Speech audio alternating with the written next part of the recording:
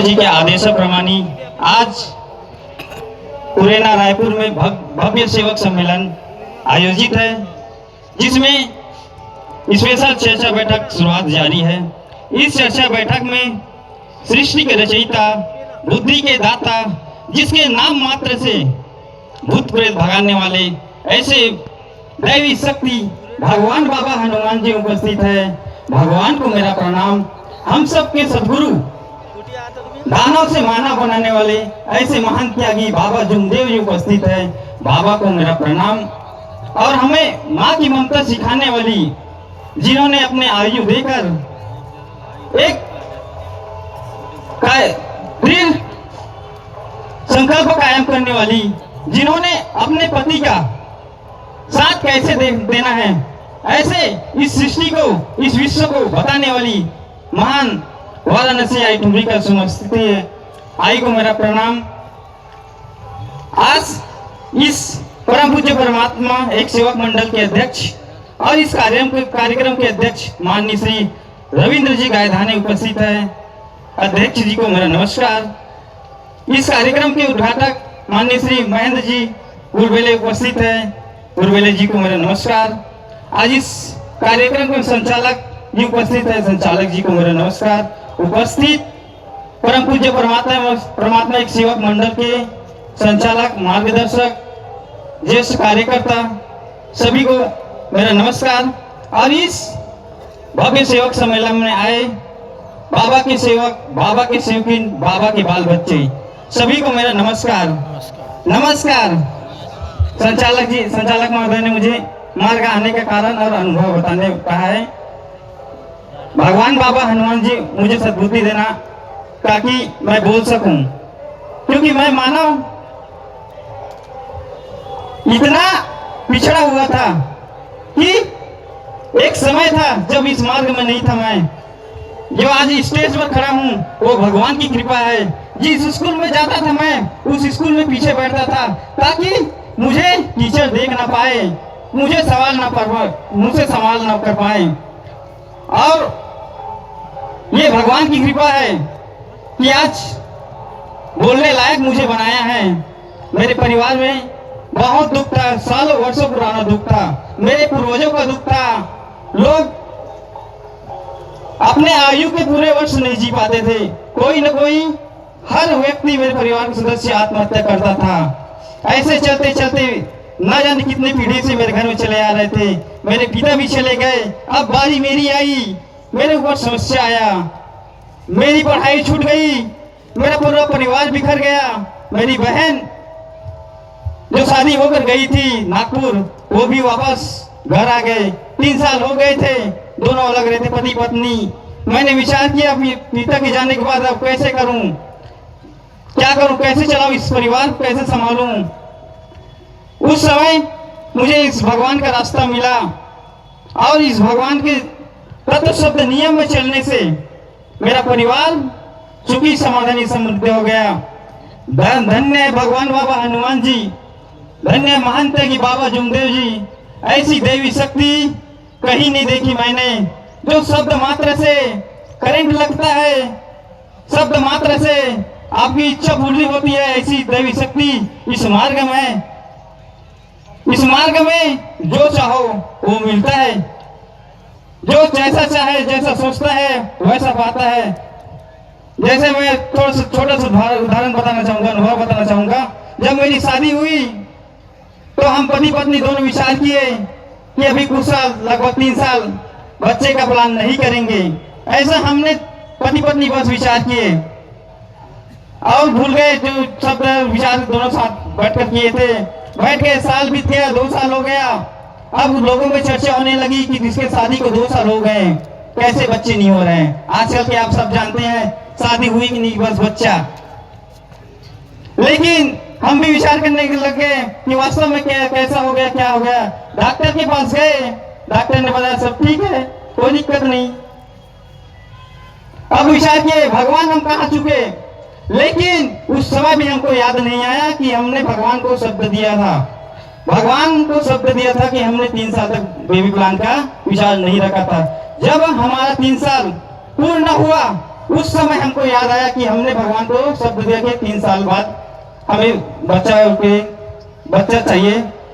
हमने मार्गदर्शक जी को बताया कि हमने ऐसा ऐसा शब्द दिया था, विचार रखा था दोनों पति पत्नी मिलकर, तो बोले ऐसा विचार शब्द नहीं रखना चाहिए, भगवान को क्षमा मांगो। भगवान से हमने क्षमा मांगी, भवन गए, भगवान में जाकर क्षमा मांगी, और वहां से आने के बाद कुछ दिन के बाद मिसेस प्रेग्नेंट हो गई। और इस मार्ग की दैवी शक्ति देखो, कहते हैं भविष्य कोई नहीं देख सकता, लेकिन इस मार्ग में ऐसी दैवी शक्ति है कि आप भविष्य देख सकते हो। वो बताने वाला भगवान बाबा हनुमान जी है, महंत की बाबा जुमदेव जी है। जब मेरी वाइफ 5 या 6 महीने के आसपास थी, प्रेग्नेंट थी, तो जागृति में मैंने देखा कि मेरा बच्चा जो है लड़का आने वाला है। जागृति में 2 बार 3 बार ऐसा दिखाया करता था भगवान।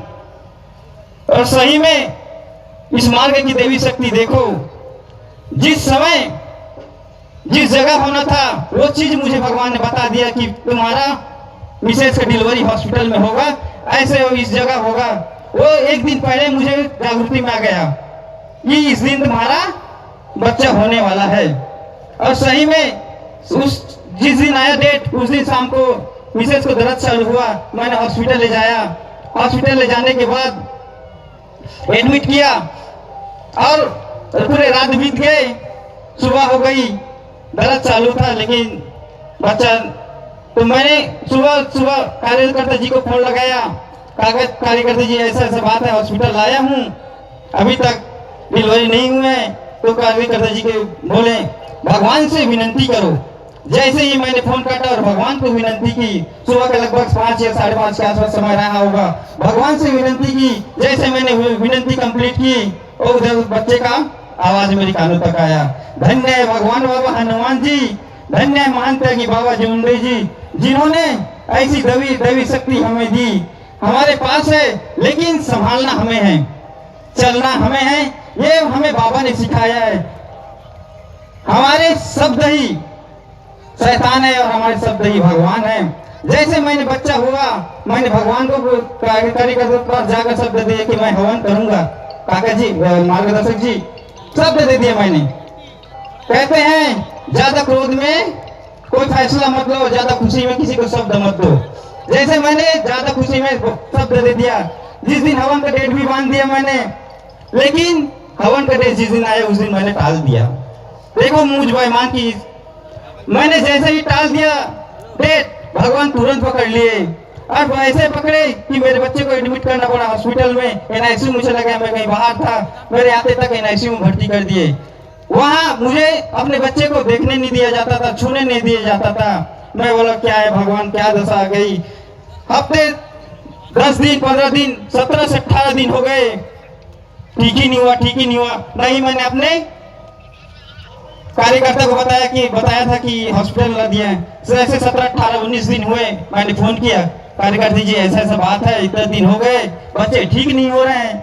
तो उसने बोला, कार्यकर्ता जी ने, तुमने शब्द दिया था भगवान को हवन करने का, और शब्द तुमने पूरा नहीं किया।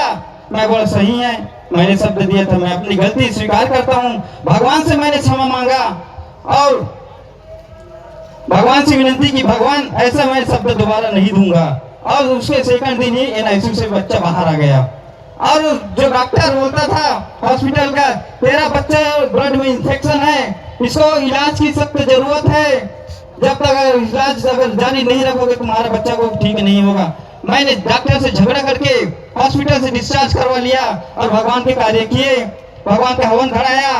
और देखो आज तक बच्चे को ना ही इन्फेक्शन है ना कुछ नहीं है। ऐसी दैवी शक्ति हमें देने वाले भगवान बाबा हनुमान जी, महंत की बाबा जुमदेव जी है। हमारे शब्द ही हमको फंसाते हैं, शब्द ही हमको बचाते हैं। समझना हमको है, इस मार्ग में दैवी शक्ति हमें बाबा ने जो दिया है, चलना कैसे है और चलाना कैसे है, ये हमारी जवाबदारी है। इस मार्ग में बाबा ने हमें वैचारिक क्रांति बताई है, और वैचारिक क्रांति हम सबको एक मुकायम करना है, वैचारिक क्रांति से, जिससे दुनिया और लोग जगे।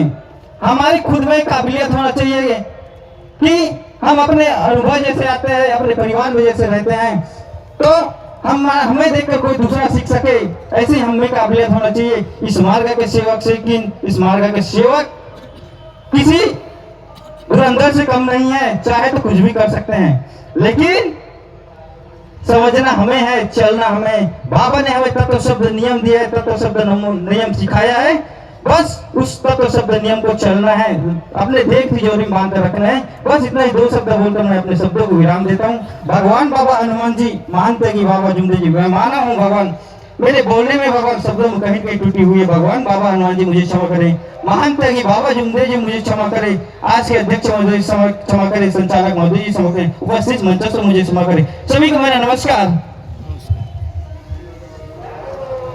बहुत बहुत धन्यवाद देव कुमार साहू जी, आपने अपने जीवन पे आया हुआ अनुभव बहुत ही सुंदर तरीके से बताया।